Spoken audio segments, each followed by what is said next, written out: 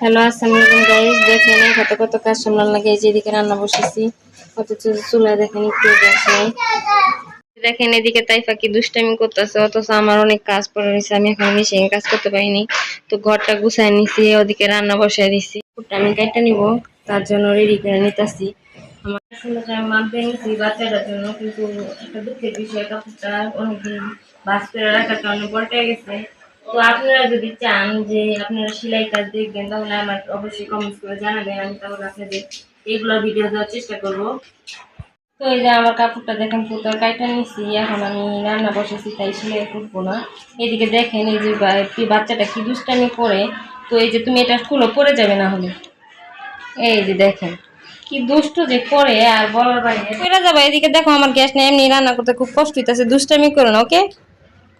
তো গাইস, আপনারা অনেকক্ষণ কষ্ট করে আমার ভিডিওটা দেখছেন, তার জন্য আপনাদের অসংখ্য ধন্যবাদ। আজকে এই পর্যন্তই, আল্লাহ হাফিজ।